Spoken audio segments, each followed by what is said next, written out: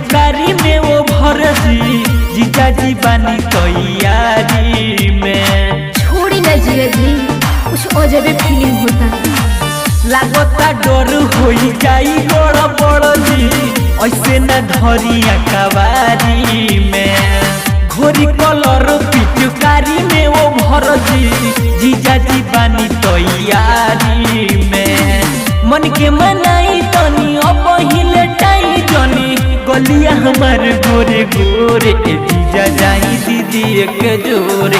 लहंगा भी जाई बोरे बोरे जीजा जाई दीदी एक जोरे।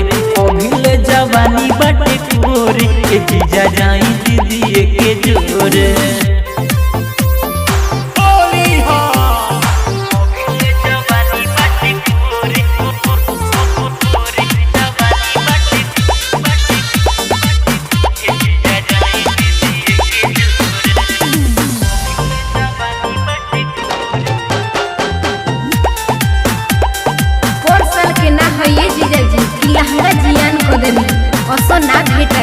मोरे गाली में घसल का रंग लाला का पियर का, हम भुलाइल नइखी राउ पर के खेला का।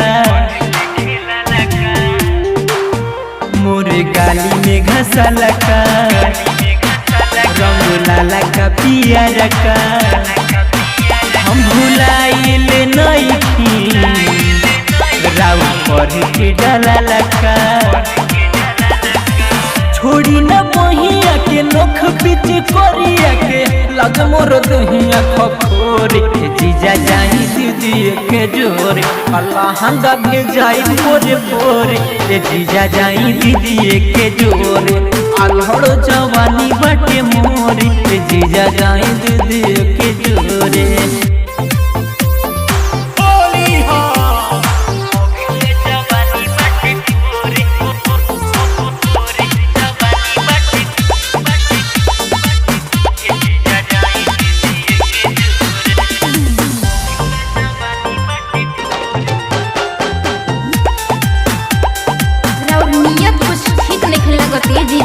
कोरोना बा दूरी बनाइए के जबे तरीका नजर चोलिए पटिका, सब होलिया के मजा राजेश कोई फीका फीका।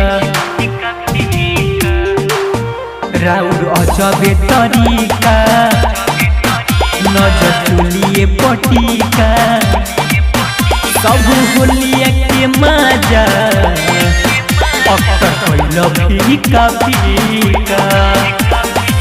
सटी न हटे पीछा जी तू फलाना जीजा, लगभग ढूंढी में रंग गोरे जीजा जाई दीदी के जोरे। लहंगा भी जाई बोरे बोरे जीजा जाई दीदी के जोरे।